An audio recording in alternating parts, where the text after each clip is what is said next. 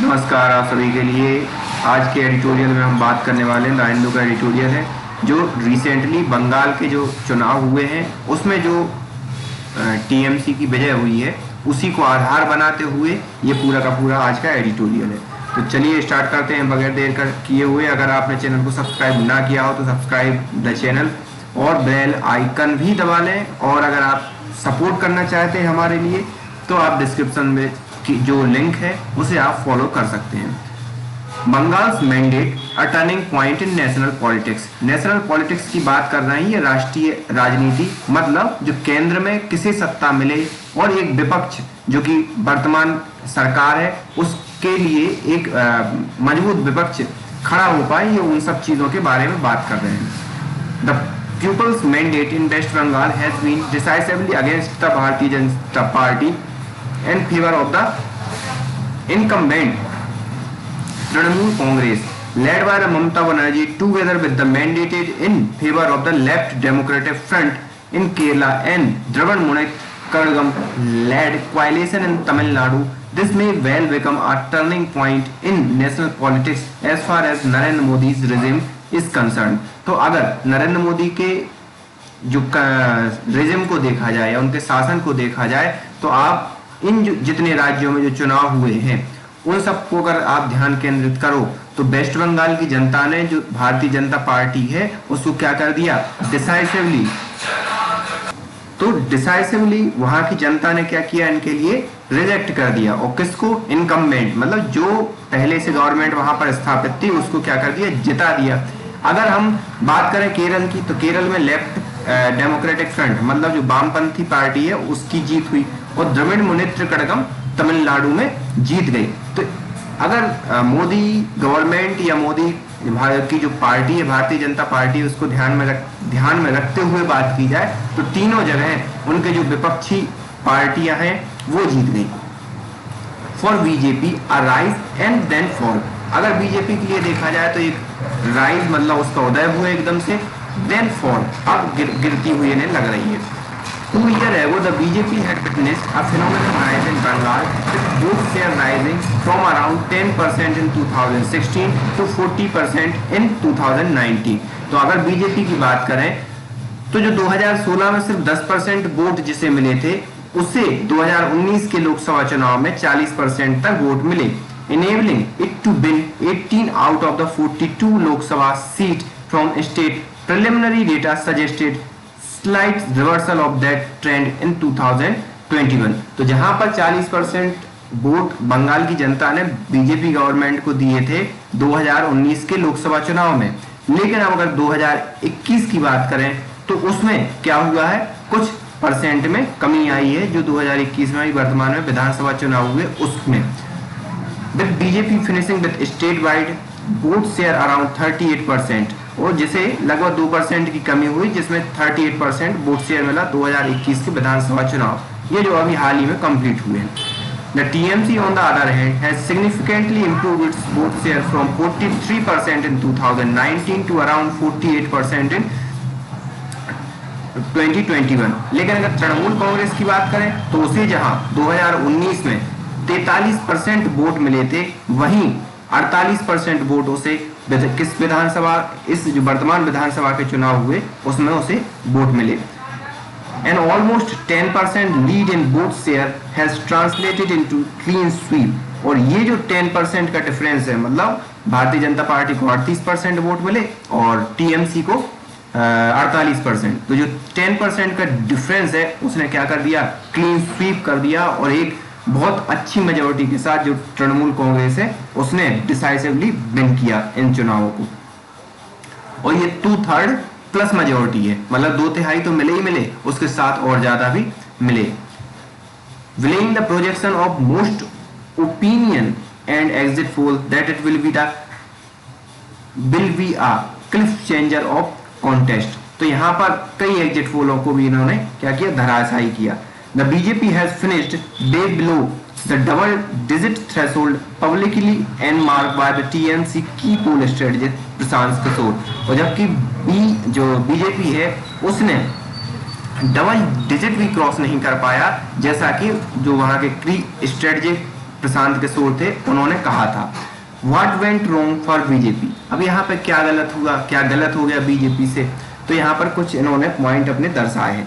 How did the TMC turn thing around between 2019 and 2020? तो यहाँ पर 2019 से 2021 के बीच ऐसा क्या किया कि टीएमसी के पक्ष में ये वोट चले गए। While anti-incumbency against the state government was a major factor behind the BJP rise in 2019, जहां पर अब इनका ये भी कहना है कि जो इनकम्बेंट गवर्नमेंट थी तो उसके प्रति लोगों का क्या है, झुकाव कम हो जाता है। तो वो एक महत्वपूर्ण फैक्टर था 2019 में बीजेपी के जीतने में, या 2019 में जो उसे 18 सीट मिली, वो एक महत्वपूर्ण फैक्टर था कि बीजेपी वहां से जीती। It is anti-incumbency against the Narendra Modi regime which has kicked in by 2021 और लेकिन 2021 में क्या हुआ, एंटी इनकम्बेंसी किसके अगेंस्ट हो गई, प्रधानमंत्री मोदी के अगेंस्ट हो गई, leading to fail in BJP vote share, और उसके परिणाम स्वरूप क्या हुआ कि 2% का वोट शेयर कम हो गया बीजेपी का। This is a clear indication of rising discontent against the intense social and economic distress caused by the Modi regime mishandling of the COVID-19 pandemic over the past 1 year। तो ये clearly दिखाई देता है कि Modi government का जो corona को लेकर और साथ ही साथ जो आर्थिक परिप्रेक्ष्य को लेकर जो एक काम रहा पिछले 1 साल में, उससे जनता क्या हुई, कहीं ना कहीं नाराज हुई या कहीं ना कहीं उससे असहमत दिखाई दी। A sizable proportion of migrant workers who had to journey through hell during the last year lockdown were from West Bengal।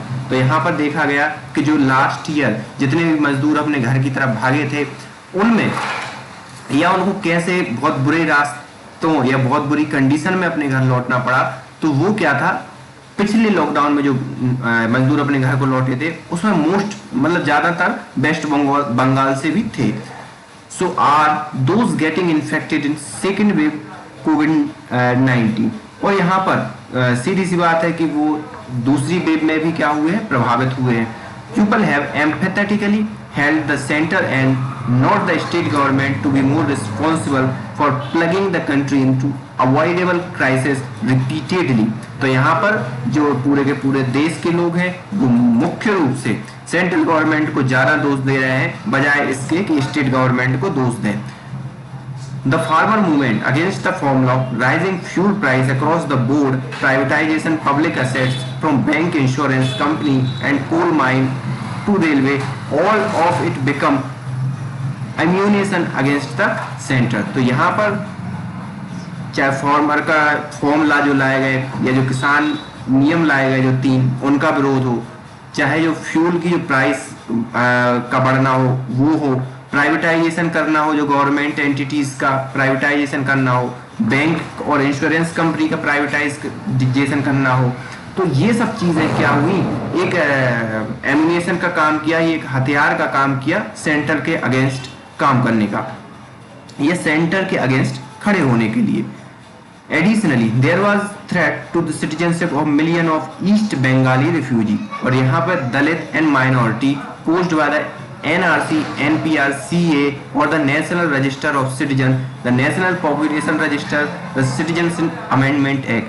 तो यहाँ पर जो NRC वाला मुद्दा है, उससे भी जो ईस्ट बंगाल है वहाँ पर बहुत से माइनॉरिटी और कुछ दलित लोगों को भी भड़का दिया गया है। तो वहाँ पर उन दोनों के बीच भी कुछ इस प्रकार से ये भाव आया कि अगर बीजेपी आएगी तो एनआरसी लाएगी और ये सब चीजें होंगी, तो भी वो एक भय का कारण बना।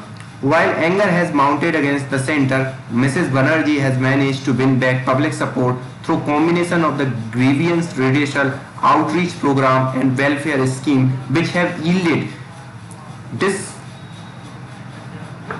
discernible electoral dividend mainly among the deprived and marginalized sections। तो यहाँ पर एक तरफ तो क्या सेंटर के अगेंस्ट क्या हो रहा था, गुस्सा बढ़ रहा था, वहीं पर यहाँ पर क्या किया ममता बनर्जी ने क्या किया कि जो शिकायतों का समाधान करने वाला एक सिस्टम है उसको जारी किया, साथ ही साथ कई वेलफेयर स्कीम चलाई और दूसरा जो एकदम ध्रुवीकरण हुआ था उसका भी कहीं ना कहीं फायदा उन्हें मिला ममता बनर्जी के लिए, और उन्होंने अपनी जीत तय की। पोलराइजेशन प्लान बैकफायर्ड, लेकिन बीजेपी के पक्ष में बात करें तो जो पोलराइजेशन का प्लान था उसे क्या कर गया, बैकफायर कर गया। The BJP attempt to brazenly polarized the elections on communal line have clearly backfired. तो बीजेपी ने जो कम्युनल लाइन पर पोलराइजेशन करने की विचारधारा को बढ़ावा दिया वो उसे बैकफायर कर गया।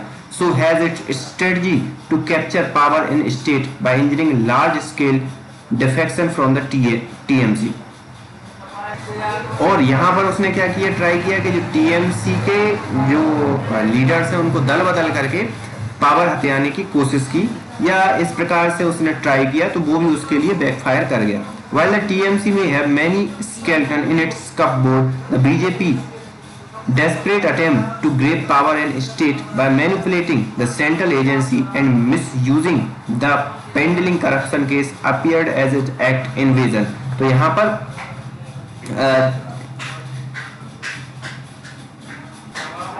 टीएमसी के पास कई ऐसी चीजें थी जिनको वो क्या कर सकती थी, यूटिलाइज की या कर रही थी, लेकिन बीजेपी ने क्या किया, अपनी जो एजेंसीज थी, केंद्रीय एजेंसीज, उनका उपयोग या मिसयूज करके क्या किया कि जो टीएमसी के कुछ लीडर थे उनके लिए करप्शन के केस लगाए और ये सब चीजें आगे बढ़ाई।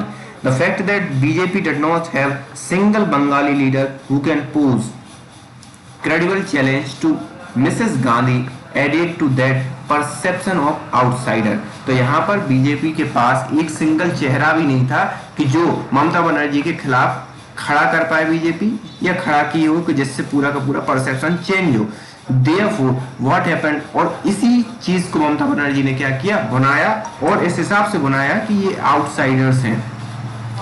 Therefore, what happened as a reaction to Prime Minister Narendra Modi's led propaganda overkill in West Bengal, aided by needlessly prolonged 8-phase election campaign and partisans often violent intervention by the central force, was an unprecedented consolidation of the Muslim vote, totaling over the 1/4 of electorate behind the strongest anti-BJP alternative।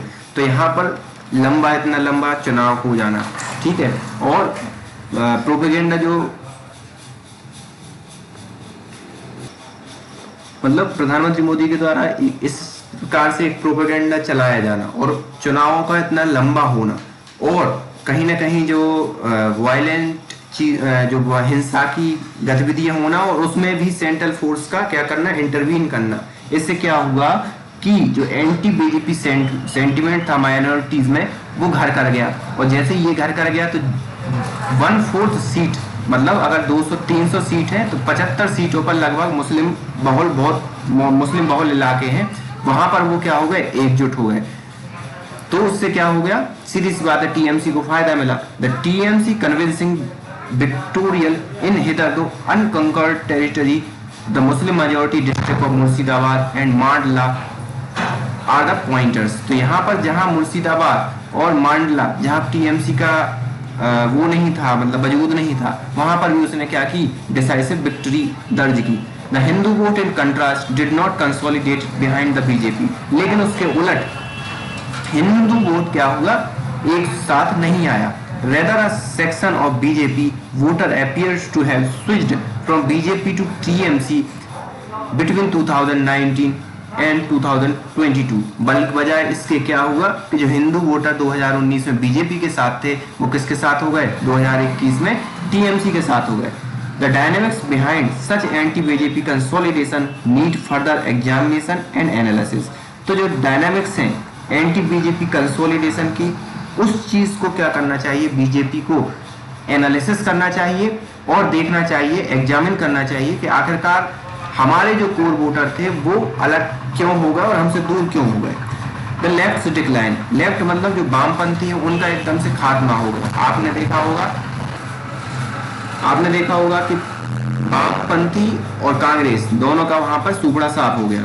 तो वही ये बता रहे हैं कि left का क्यों decline हुआ। The emergence of TMC as only credible platform for anti BJP votes to consolidate was also facilitated by the sieve political vacuity underlying the dubious coalition stitched together by the CPI titled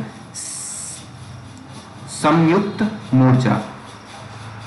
तो यहाँ पर TMC ही वहाँ पर क्या थी, एक credible platform थी जो बीजेपी के साथ खड़ी हुई थी, बजाय इसके कि जो संयुक्त किसान मोर्चा है उसका एक बहुत बुरा डूबियस कोएलिशन हुआ जिससे कोई मतलब नहीं निकला। It has achieve little beside launching the political carrier of an Islamic cleric whose violent remark against the women MP of the TMC and public endorsement of the Paris beheading of the 2020 available in the public domain।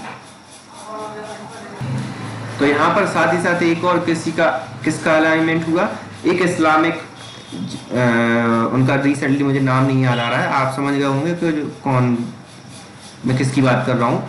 तो उन्होंने क्या किया था कि TMC की ही जो सांसद थी उनके अगेंस्ट उन्होंने एक रिमार्क दिया था, साथ ही साथ जो पेरिस में बिहेडिंग हुई उसको भी उन्होंने क्या किया था, समर्थन किया था इस निंदा के फॉर्म में। Available in the public domain has only confused the electoral over why the left front had join hand with his ilk. तो यहाँ पर सीधी सी बात है, उससे टोटल कंफ्यूजन पैदा हुआ और कंफ्यूजन इस तरीके से पैदा हुआ कि आखिरकार क्यों वामपंथी लोग या वाम दल ऐसे लोग से हाथ मिला रहे हैं जो खुले तौर पर पेरिस की जो घटना है उसको क्या करता है, समर्थन करता है। If the enormous line of allying with Congress in 2016 assembly election dragged the CMC and left front down to third position in Bengal, it was the extension of the opportunistic non-programmatic alliance to include non-secular elements such as Abbas Siddiqui, which has decimated the CPI left in 2021। और इन सब चीजों के साथ ही जो अब्बास सिद्दीकी है उनके साथ जाना भी डेसिमेटेड मतलब भटक गया है लेफ्ट फ्रंट इस तरीके से कि भाई उसे क्या करना था चाहिए, वो एक तरफ सेकुलर की बात करता है और दूसरी तरफ एक मुस्लिम चेहरा को अपने साथ में ला रहा है। तो ये सब चीजें वहां पर घटित हुई। The West Bengal Assembly will not have a single left MLA for the first time since independence।